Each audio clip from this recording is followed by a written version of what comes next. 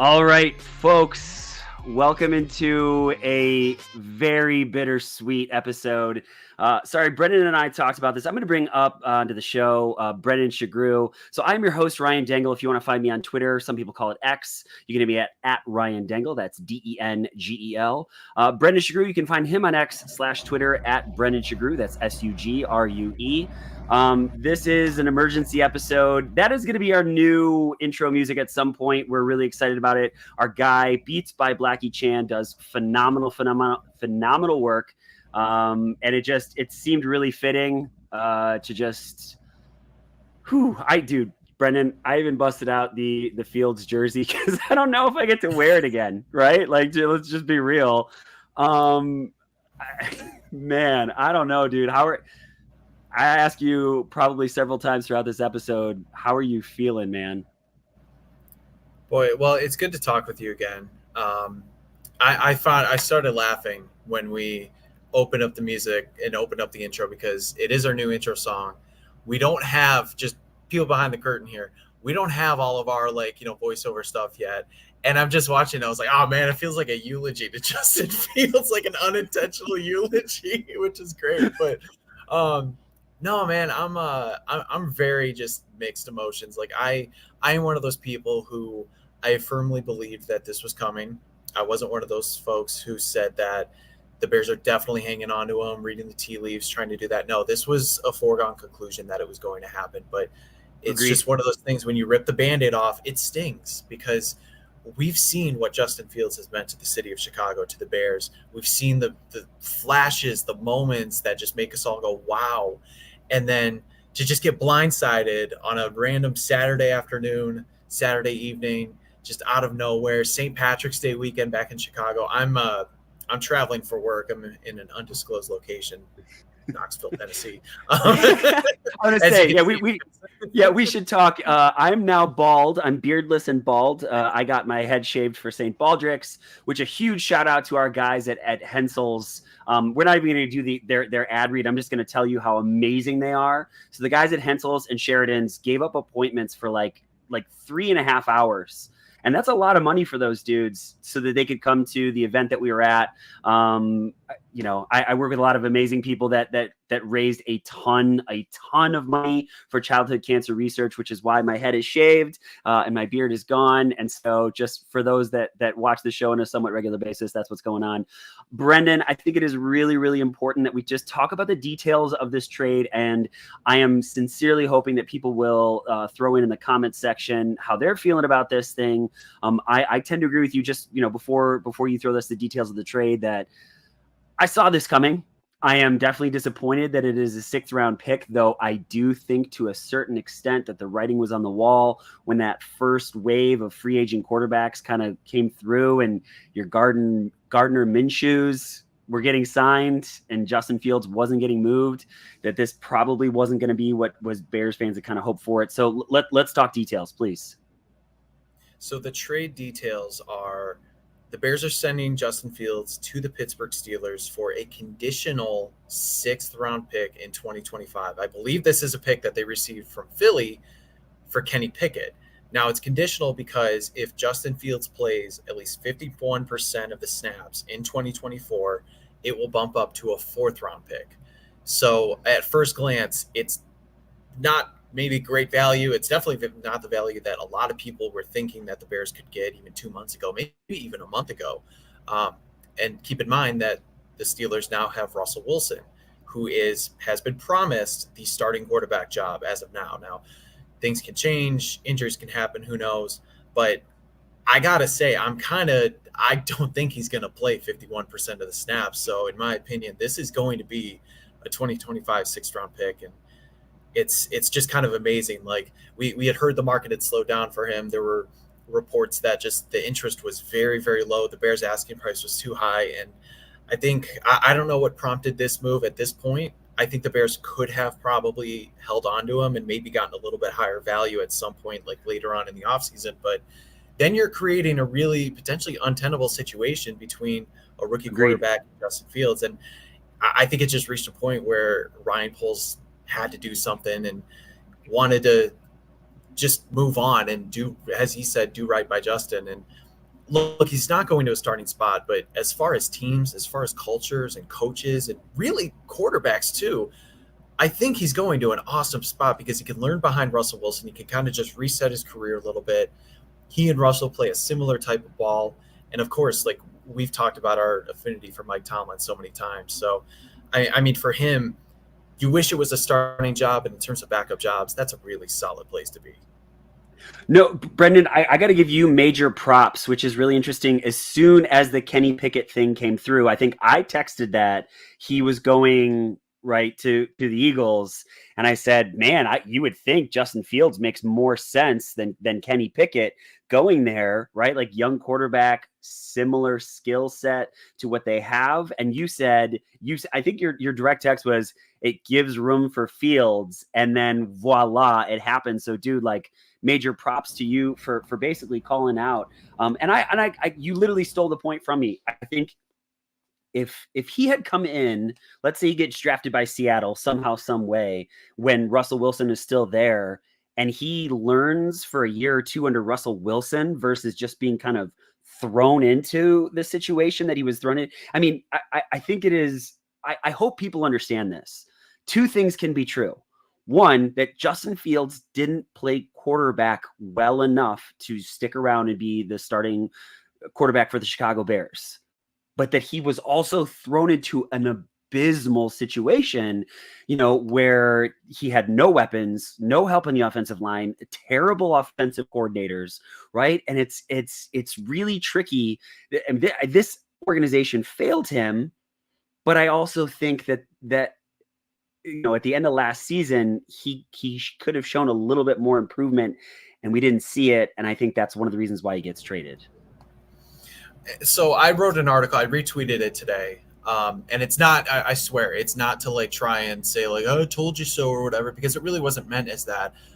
It's an article that shows just the history of quarterbacks selected in the first round who had then had their GMs fired the following offseason. It basically goes to show that they're put in really difficult positions because the team turns over, they're bringing in new management, and now they have to try and win with that while also trying to get a second contract with the team. And my point was that no quarterback in that situation since 2010 has been able to get an extension with their original team. And so you had realized that Justin Fields was put behind the eight ball in that sense. And 100%. When Ryan Poles came in, he had to tear down the roster. He had to see what he had overall. And I think like two things can be true. One, they did do bad by Justin Fields by not giving him enough in that first year. And that was very clear because the receiving core, the offensive line, we all saw what it looked like. Thank God the fan is going off. I'm sorry. My hotel, I don't know if it's coming through, but like it's Brendan, it's not that bad. It's really not that bad. Okay. I can still hear you loud and clear, buddy. Okay. So the point is, they didn't do right by him in that aspect, but at the same time, were we really expecting Ryan Poles in his first season to go out and spend and trade and get rid of all his assets right away, even though he's entering a team that he doesn't know yet? He used that first year to try and get a sense of like, okay, who are my building blocks here? Who can I work with? And maybe it's not the perfect system, but I understood it at the time, and I kind of just still understand it now. The problem is the last 2 years, Justin Fields, or I guess the last year really, he just didn't take that leap we all wanted. He took steps, but he didn't take that leap, even with increased weapons and increased protection. So, as soon as Ryan Pace and Matt Nagy were fired, that right there was just a huge red flag for what his future could be in Chicago. Is this going to happen again, Brendan? I mean, like literally, we're watching things repeat themselves. Mitch is hired by, was brought in under a lame duck coach who's fired. Then Justin Fields brought in under a lame duck coach who's fired. I mean, I know we are a very divided podcast about Eberflus, and I'm excited to some extent about Shane Waldron, more so the staff that he brought in. But I just, you kept Flus, and now you're going to bring in probably Caleb Williams. Is this organization going to fail yet another quarterback, or is he going to be talented enough that he's going to fix this stuff? I mean, dude, I'm a whirlwind of emotions, right? Like we really truly peeling back the curtain. We debated, do we wait till tomorrow? Because we are going to have a podcast tomorrow detailing all the free agency and trade and all that sort of stuff. But I think we just had all these emotions, just like, I like Justin Fields, the human being, so much. And it hurts my heart that he wasn't able to be the guy, regardless of situation or whatever it was. No, me too. And I've said it, like, my heart loves Justin Fields. I was at the game, his final, man, it's real now. His final game at Soldier Field as a Bear, he played magnificently. The stadium was chanting his name. I was chanting his name because I was wrapped up in all of it. It was such a fun experience. And you just see the abilities he had. The inconsistencies were also there too. And, going back to your first question about, do the Bears do this again and then reset? On paper, it kind of looks like it's setting up that way, right? You have a coach that, was sort of maybe uncertain going into this offseason, and he stayed, and now you replace the entire offensive staff. From my understanding, it sounds like this is going to be at least a multi-year thing where Matt Eberflus stays, barring some sort of maybe Trestman level collapse. And who knows how that's going to go, but I think the intention is to keep him past this season. It sounds like, from what I'm hearing, the assistants like Shane Waldron and Thomas Brown and a few other offensive coaches who were brought in are very highly paid. And I don't think the McCaskies want to then just jump ship again after all of that. They promised them somebody like Caleb Williams or a rookie quarterback to work with and spend time with. And I'm hoping that they learn their lesson from this past experience and they give them time and they allow the quarterback to develop in the system that they are intended and are brought into. They're going to have meetings. They've already met with these quarterbacks. They know they're starting to put together what that plan will look like. And maybe I'm having faith here.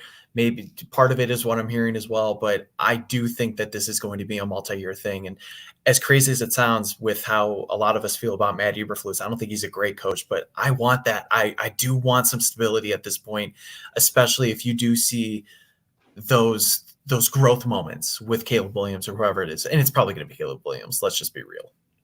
I think that's the really interesting thing. I've been waiting for this to be over, at least in some sense. I'm sick of, I'm sure you're the same way, that you have your core group of friends that you talk to Bears about all the time. And then you have your peripheral Bears friends. They're your normal friends, but anytime something big happens, Bears. And so like my phone just blew up, as soon as it's taking place. And I'm like, I'm so sick of talking about the Justin Fields situation, Caleb Williams situation, right? What's it going to be? And so in some instances, like I'm happy that it's kind of done. I don't love the compensation though.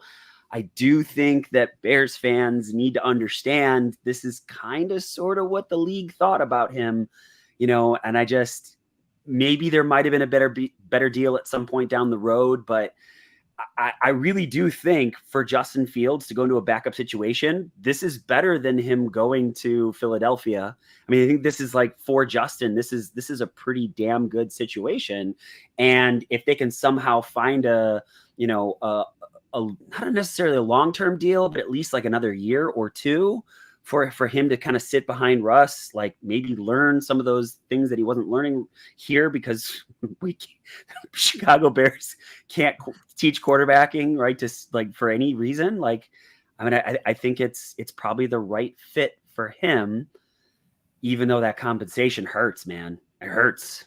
It does. And when it was floated a couple months ago, Mel Kiper saying, "Oh, the Bears could get like a first-round pick for Justin Fields," and I never bought it. I swear to God, I never bought that. And I think, Agreed. the starting point was always the second, and then it starts going from, well, maybe a third, and then maybe a fourth, and then maybe like 2 fourths and a third next year or whatever. And it's just kept, the bar kept getting lowered. You see the quarterback spots get taken up one by one, and the fact that Luke Getsy, wanted somebody like Gardner Minshew to work with Aiden O'Connell and possibly a rookie quarterback like that.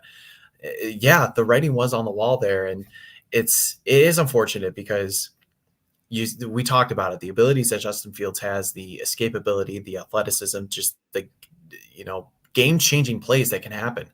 Yeah. The problem is he just did not develop as a passer enough. It's a passing league, and I think as Bears fans and a lot of us out there, even people who kind of like have gone to the point of like, well, it's going to be Caleb. I think everybody appreciated what Justin Fields did, but we're still way more emotional in it than other fans. Now, I'm going to give a shout out to Jared Bailey, who writes for a ton of websites, including Touchdown Wire for USA Today. He's a big Steelers fan, and he's been just an advocate against, or getting rid of Kenny Pickett. And I think as Bears fans, we look at that situation and we say, Kenny Pickett's not good. Kenny Pickett probably was right in losing his starting job, and the Steelers made a good decision by moving on from him. But there's Steelers fans, and there's fans in his mentions just going off like, no, Kenny didn't get a fair shake. Kenny's still a good quarterback. Look at the wins. And it's like, when you see that from the outside, you're like, oh, now I get it. Because you see the same side from the Bears situation when we're all in. I am going to say this, and Bears fans are going to be mad at me. I wanted to preface this by saying I am, again, wearing a Justin Fields jersey, right? I was wearing a Justin Fields t-shirt when my first child was born, right? Like I am a huge fan of the leader. I'm a huge fan of the I'm just a huge fan of the human being. But the league spoke, and they didn't agree with Bears fans. Like maybe the compensation would have been a little bit better somewhere down the road. Like I do agree with that sense. I think some of the comments are coming in there that are really, really, really good, right? That, Trey Lance got a 4th round. TJ Brooks, thank you for that, right? Like that there are other guys that got better deals, but I think the league has essentially told us what they think about Justin Fields as a quarterback. And it's not great, guys. Like that's the hard part, because we love this guy. Like you can't watch the game. Like you can say like, oh, Justin Fields isn't a good quarterback. I get the people that say that, but you can't watch him and say he's not a good guy, that he doesn't work hard, that he isn't a good leader, that he isn't a great athlete. You cannot say that, right? In confidence. You absolutely can't. But the dude plays quarterback, and he didn't play it well enough to earn a starting job somewhere else. I hate to say that, but it's simply a fact at this point, and it hurts my heart in which to say so, because I wanted nothing but this guy to succeed. I wanted him to be the guy, but he wasn't.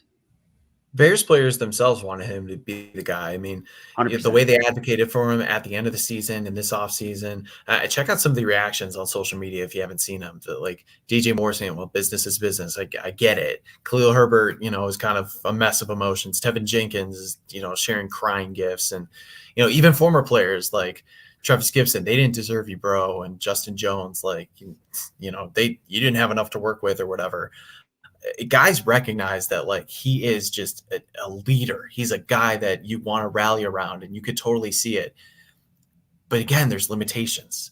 I really look back to the 4th quarter passing situations, and maybe the whole thing about like, well, do you really need to learn how to win? I don't know, but you need to learn how to play better in the 4th quarter as a quarterback, because his passing stats just plummeted in crunch time. I mean, he had really one good I didn't even want to say good like last year. He had an okay 4th quarter where he fumbled the ball a couple times and then hit a nice pass to DJ Moore against the Minnesota Vikings to eventually get them the lead. But we saw it time in and time out. When those moments came and we all wanted Justin Fields to deliver, he didn't. And in my heart, I think that if you give him another year, he's probably going to ascend a little bit more. But is he going to get to the level that somebody like Caleb Williams may even start at and then potentially get to? I mean, this is we've just talked ad nauseum about like the generational prospects stuff, but the fact of the matter is this is the best quarterback prospect that the Bears will have a chance to get in a very long time. And I think it's very unfortunate that this person has been gifted to the Bears, and a lot of people are just like, no, we don't want him. Like, he's got so many flaws, and maybe there are some issues that are out there, but you cannot deny that this guy's ceiling is just sky high, and it is higher than Justin Fields' by far when he came out. And look at what he's walking into. Like, legitimately, day one, you have two phenomenal wide receivers in Keenan Allen and DJ Moore. Not like okay, but legitimately, I think even you tweeted it, right? It's the best since Alshon Jeffrey and Brandon Marshall, and it's probably better, right? Like, you know, that those two guys both have been the guys.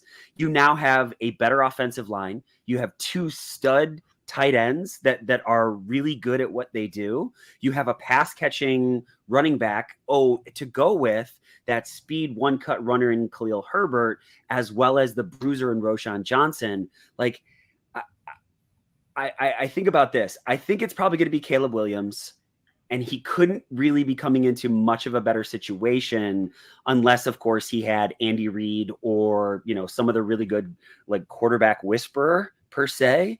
But otherwise, like just in terms of pure talent that he's sitting on, I mean, him and Justin Fields are walking into a night and day situation.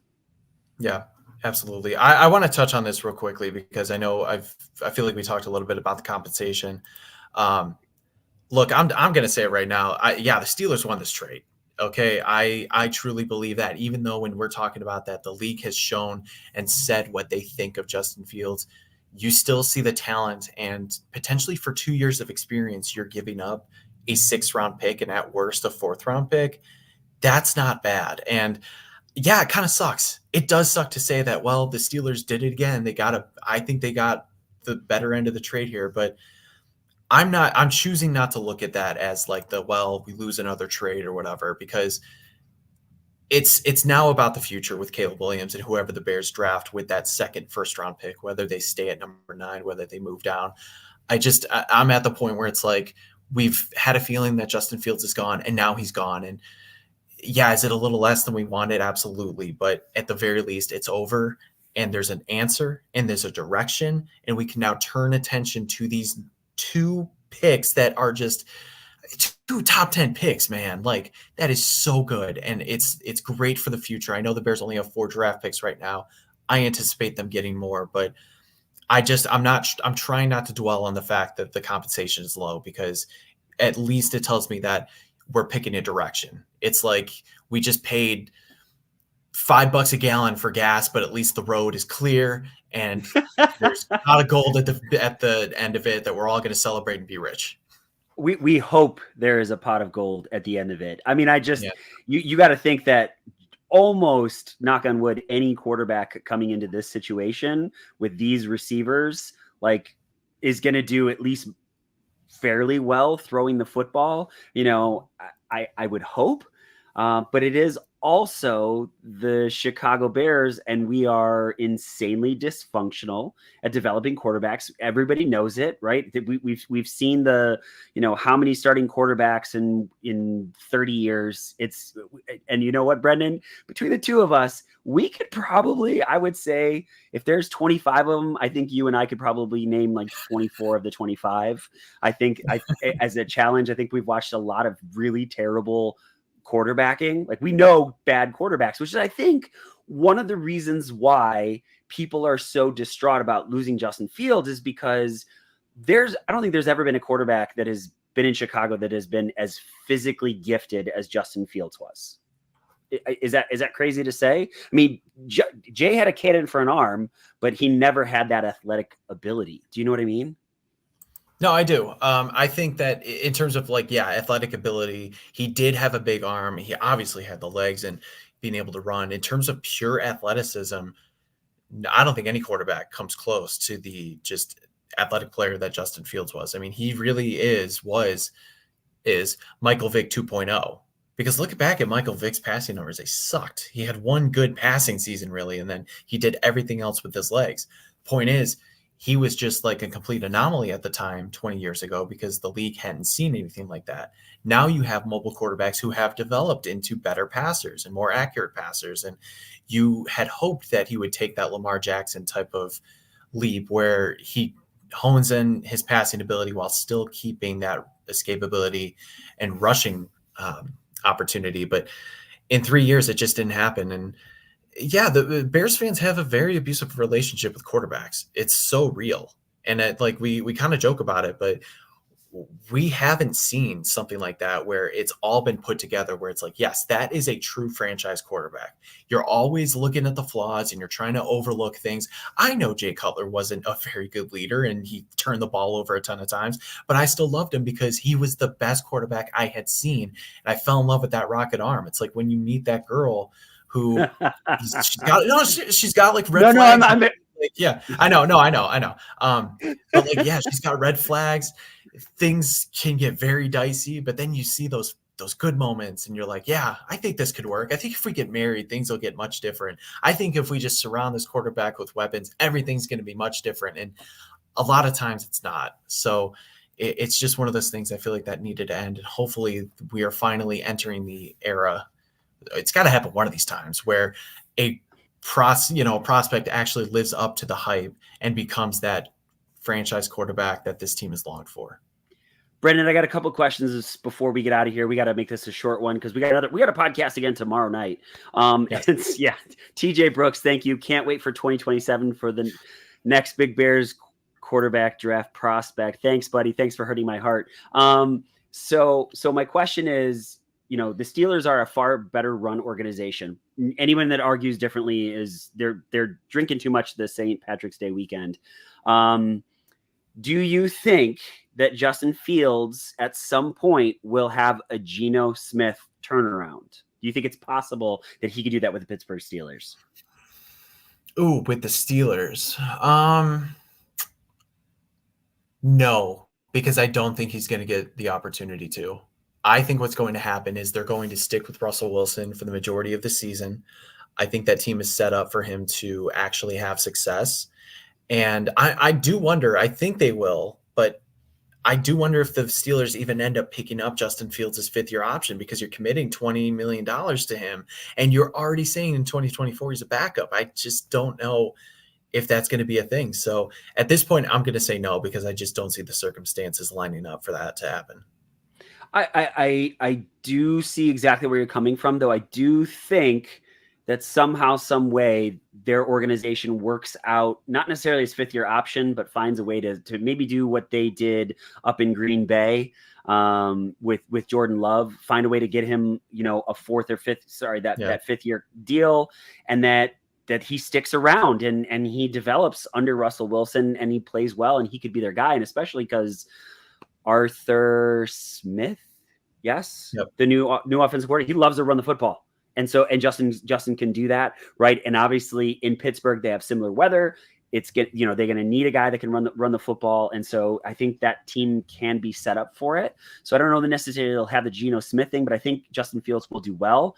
And of course, every Bears fan will be in utter tears if Justin Fields lights it up, and we get Caleb Williams, and he somehow is a bust. Which I want to see one damn good quarterback.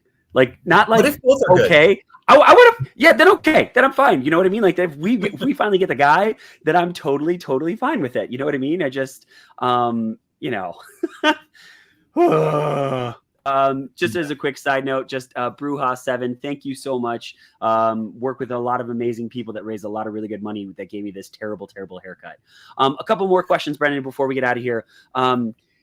If it's not Caleb Williams, who else do you think would be that number one quarterback, that number one pick? I can't even entertain that. It's going to be Caleb Williams. I feel that confident. I think it stands above everyone. I agree. I totally agree. But there's something in my mind that says Jaden Daniels. I don't know why. I might be totally wrong, but just somewhere in the back of my brain, it was speaking to me in some way. He's a skinnier Justin Fields. I don't know. Like, again, that's why we're doing a podcast and we're not getting paid lots and lots and lots of money to do this. This is a side gig. Brendan, is there anything that we missed before we get out of here? Because we're gonna be podcasting tomorrow. We're gonna break down all of the free agents, all of the trades, all of the things that have happened. And I'm sure the other guys are gonna want to get their 2 cents in the Justin Fields thing. There's a lot more to talk about, but we wanted to make this one a short one, a quick one, to just kind of get our reactions, get our feelings, and also to make this kind of a therapy session for all of you that are sending in comments. Truly, like, we really, really appreciate you guys. What else? I just think, just to reiterate the point, we'll talk a little bit. We'll have everybody talk about Justin Fields, but we thought like this would be the big Justin Fields episode. So we didn't spend a 3-hour podcast talking about everything else, because it has been like a month since we podcasted just with the off season. My biggest takeaway right now is just, I'm thankful that this is over, because just the discourse and hatred and vitriol on social media and Bears Twitter, I feel like we say this every year, but it really hit an all-time high the last few months. And it really, I think it got to us as this show, not like, internally, but like just people not wanting to be on Twitter, and it's, harder to have those conversations with other people because it just becomes personal. And if you just disagree with somebody, you're in a cult or whatever. And I just think that's so unfair. This was really just a very weird time. And I really hope that, I'm not going to tell people how to fan. I think, if you're upset about Justin Fields leaving, you have every right to be. I am upset. You're upset. I'm also very excited about the future, and I'm looking forward to now turning that page. And I hope others are too, because this really is such an exciting time in just be a Bears fan. It's one of the most exciting times I can remember as being a fan, and obviously covering this team too, with the amount of players that have been acquired and then the potential with the quarterback class. So, just sum it up. I'm glad that this is finally past us and we can move forward. Before, I'm going to share Justin Fields' thoughts before we head out of here, but this is a really good one. Any word if Fields preferred to go to the Steelers? I haven't heard anything, but again, we did talk about, I think in a good amount of detail, that's a good thing for him to sit behind Russell Wilson, a Super Bowl quarterback, right, and to learn. And so, I haven't heard anything. Brendan, have you? No, from what Ryan Poles has said, wanting to do right by Justin, you could assume that he floated this by him, being like, "Hey, this is kind of where we're thinking of sending you. What do you think?" So I hope that's the case, because that does show you're doing right by Justin, and I'd like to think that Ryan Poles kept his word. So, but yeah, nothing definitive on it. I think it's a little too early. We'll see what else comes out in the next couple of days. I'm just going to put this up here just really, really quick. Justin Fields, for those of you that haven't had a chance to read it yet, can't say thank you enough to the city of Chicago for taking in and embracing me. Thank you to the entire Bears organization and ownership for allowing me the opportunity to be part of such a historic franchise. But most of all, thank you to all my brothers that I played with. You were the reason I attacked each day the way that I did. I can't thank you enough for what y'all have meant to me over the last 3 years, through the ups and downs. I wish each one of you nothing but success, ready for the next chapter. Just a true class dude, and I wish him absolutely nothing but the best. We will give shout outs and do all that sort of stuff tomorrow. Brendan, have a safe flight home. And I'm looking forward to having a bunch of the other guys. I know Cam is going to be with us. And I know that Jack will be with us. Patrick Sheldon is a maybe, but it should be a pretty much packed house. And so we're really looking forward to talking free agency and seeing if anything else develops. Anything, Brendan, you want to say before we head out of here? No, I'm glad that we were able to do this, man. I know it's last minute, but big Bears news. And thank you to everyone who's watching, listening. This is a huge episode. We appreciate the comments. Always, I know it's been a bit, but we love you guys. And thanks for spending part of your Saturday night with us. For all of us here at the Bear Down Chicago podcast, that is Brendan Shagru. I'm Ryan Dengel, Patrick Sheldon, Logan Bradley, Cam Ellis, Jack Wright. Did I miss anybody? Because I missed you the one time, and I will never, never live it down. We just want to say thank you so much for hanging out with us. We know you can get your Bears content anywhere, and you've chosen to hang out with us. Please like, subscribe, follow, send to a friend, whatever you possibly can to help us. Hit us with that 5-star review. It really helps to widen our audience. For all of us here at the Bear Down Chicago podcast, thank you so very much. And as always, Bear Down Chicago.